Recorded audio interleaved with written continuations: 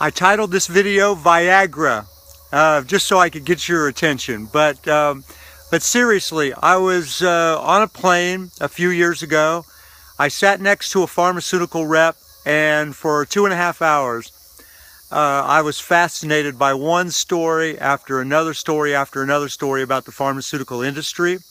It's a fascinating thing. I looked it up on Google one time. I was looking for what is the highest profit margin product in the world, the product margin with the most profit, and pharmaceutical drugs came up. And I've always been fascinated by that whole industry.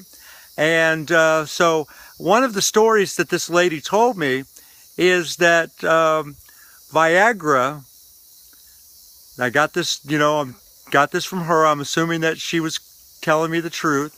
Viagra started out as a heart medication. So think about that. It started out as a heart medication.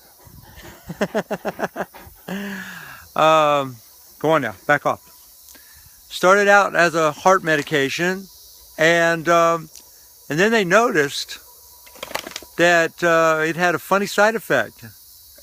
And of course, let's just say that the punchline is it's made a whole lot more money than any heart medication would have ever made. And I think that's putting it mildly. She was telling me about specific figures about how much money it generated, but I forgot. But it was discovered by accident. Some of the very best marketing things in the world are discovered by accident. A few good examples: ivory soap.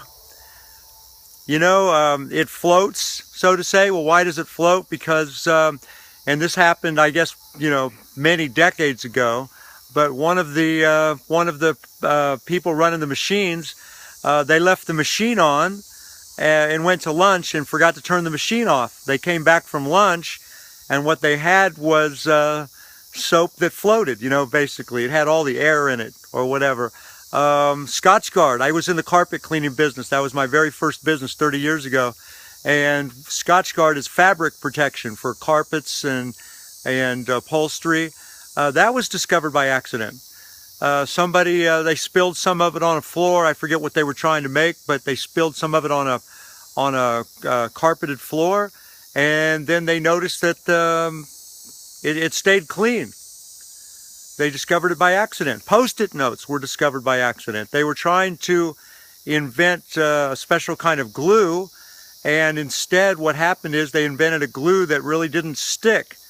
And then somebody came along and discovered Post-it notes. Look, those are just a few examples I know of. You could probably go on the internet and find another couple dozen. But in my own life, some of the things that I've thought were not going to sell that well at all ended up being huge hits. One product in particular, the only reason I said yes to this was one of the early internet products that we developed back in the mid-90s with our joint venture partner Alan Bechtold. I said yes to it only because I liked Alan, wanted to spend more time with him. I loved his wife and my wife they became friends, and we had a place in Kansas City which was close to his house, and I just wanted to hang out with him more. I liked him. He was like an older brother to me. And so I said yes, thinking it was just going to sell, maybe 50 a month or something like that. Whereas what happened is we sold millions of dollars worth in a few short years. So you got to test all your different ideas. You never know what's going to work or what's going to work the best.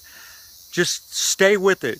Keep testing, keep experimenting, and you'll find those little miracles every once in a while, like Viagra or Scotchgard or Post-it notes or ivory soap or any of a dozen other products that were discovered by accident.